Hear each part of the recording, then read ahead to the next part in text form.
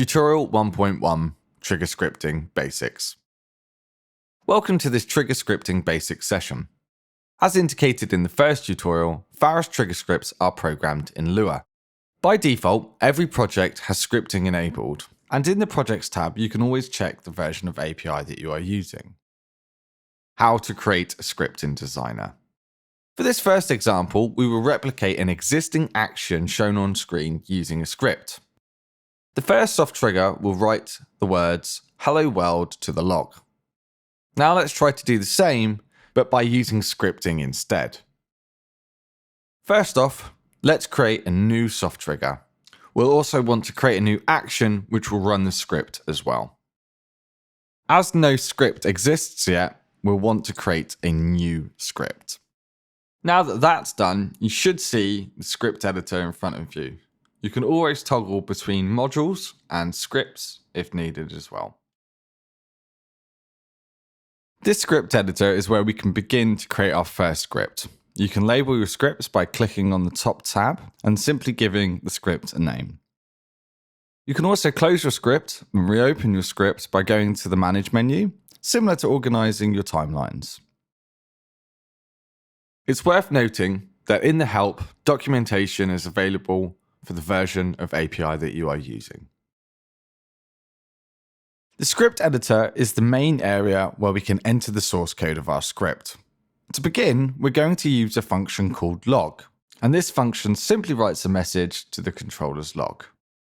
To start off with, we're going to enter in the word log, and we want to make sure that this is all done in lowercase. Now we need to add in 2 brackets, followed by the message "Hello World." Make sure that the message is inside the brackets and also with quotation marks around it as well. It's important to use brackets as this defines the area where the message or the argument to the function goes.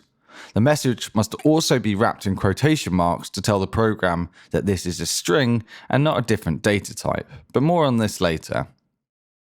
We should note that the script editor will automatically color the Lua syntax to aid readability. For example, the string of a text is displayed in red, but the function isn't. The script editor also allows you to add comments to your code. Comments are regarded as a good practice as they can leave a note which tells other users what your code is doing and what it aims to achieve. Comments can be added to your code by using 2 dashes following by the message you want to write.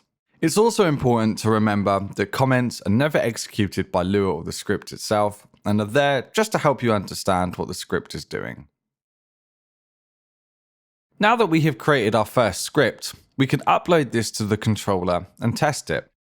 To do this, first upload the script to the controller using Ctrl or Command U, depending on your OS. And now go to the controller's web interface. Once the web interface is loaded, go to the Control tab, and here we can see our soft trigger, which if we click, will run our script. Now if we go back to the log viewer, we can see that our script has successfully executed and the message "Hello World" has been written to the log. I now want to show you another example of how we can use scripts. In this example, we're going to be starting a timeline, just as you normally would from an action and a trigger, but of course using a script instead. To begin, I'm going to start by creating a new soft trigger, followed by attaching a run script action to it.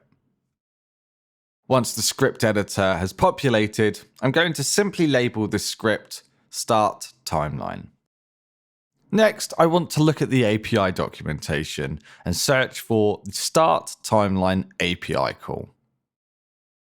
As you can see here, there is a number that we can specify to recall and start a timeline. This number is entered in the first set of brackets after get timeline. Now that that's done, we can upload our programming to the controller and see if it works. Again, upload your programming to the controller by using Ctrl or Command U, go to the web interface, then the Control tab, and now fire your trigger to test your programming. If the programming has successfully executed, you should see a message in the log telling you so, plus your timeline should now be running. Great, so that's the basics covered. I hope you can join me in the next tutorial.